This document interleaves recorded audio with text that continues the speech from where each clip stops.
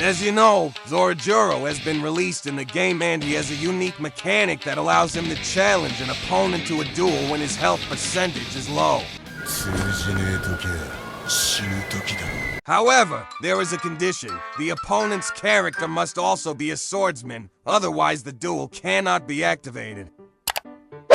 Wait, what the hell is Arlong doing here? Let's check something. No, it is impossible to activate the duel. Wait, Doflamingo also has the sword attribute. As expected, he also cannot activate the duel. It seems that the sword attribute doesn't imply belonging to a swordsman. How about that? Look, Quinn has a sword, but he is not a swordsman, so it is also impossible to activate the duel. Okay, let's get back to the main thing. To win a duel, it's enough to hit the enemy literally once. That's a lot of damage! During the duel, both players don't have the opportunity to use partner skills, and specifically Zorajuro has all skills blocked, except for the active skill and special skill, while the enemy has all skills available. So what is this video about? Naturally, when such mechanics appear in the game, I personally have a desire to defeat all enemy characters only using a duel. I made a similar video with Doflamingo, where it was necessary to hold out until the end of the round to trigger the bird cage,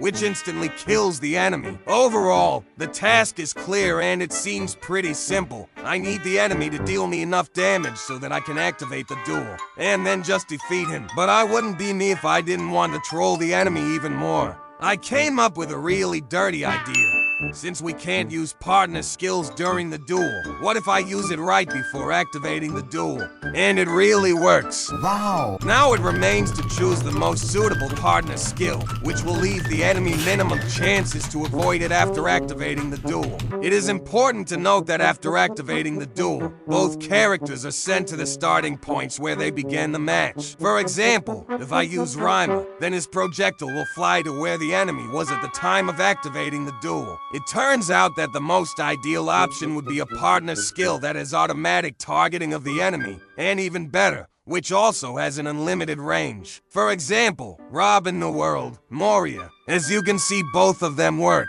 Then I experimented a little more and some suitable partner skills didn't work as I expected. Among the working options was also Garp. I decided to go even more crazy and experiment with stationary partner skills like Hancock, Marineford, Magellan, and even Grook. And they all work. The only problem with these partner skills is that you need to know the enemy's spawn location well enough for the partner skill to catch them after activating the duel. I even tried to get immortality with Chopper's partner skill and you won't believe it. It works. Mehog can't kill me. Oh no, he can. After I found out what partner skills I could use, I decided to start my insidious plan and start looking for an opponent. I was charged and optimistic, but it turned out not to be that simple. The man you can slap but can also stroke. Going in the wind as a pasty of the truth that is naked. It's verbatim. It all started with the search for a suitable opponent, many of whom either didn't have swordsmen at all or didn't have 3 of them. After many attempts to find the right opponent, I finally met him.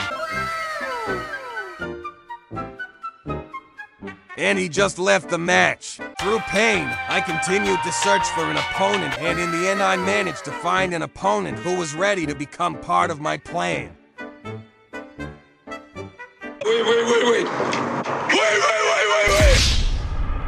Unfortunately, I took too much damage and died. This happened many times, I just couldn't survive, and this became the second problem. So it was necessary to learn how to properly take damage. I developed a strategy. I need to catch the enemy once before his second combo so that he uses a partner skill and deals damage to me. It is important not to let the enemy catch me for 5 to 7 seconds so that the incoming damage is reset to 0. In this case, the enemy's special skill bar will fill up during the second combo and he will be able to use it. He will deal a lot of damage, but will not kill me, and then I will activate the duel.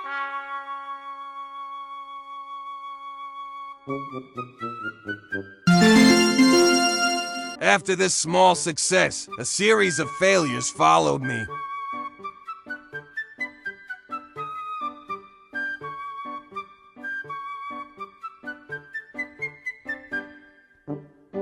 After after I started to deal with the first enemy character reliably, a no problem appeared. Very often I don't have enough health to survive the combo of the second enemy character. In addition, it turned out that sometimes I cannot activate the duel after defeating the first enemy character. The thing is that if I have very low health, then I am already below the percentage of health that triggers the activation of the duel. Guys, sorry for the voice change, I finally sobered up. Let's continue the video. So once again I had to turn on my brain and look for options. I needed a partner skill that not only heals, but also deals damage. I couldn't even dream of this partner skill having auto-aiming. But then I remembered the latest version of Law. I knew for sure that it deals damage, has auto-aiming on the enemy, but I wasn't sure that it restores health. I went to check it out and was incredibly happy. This is what I need.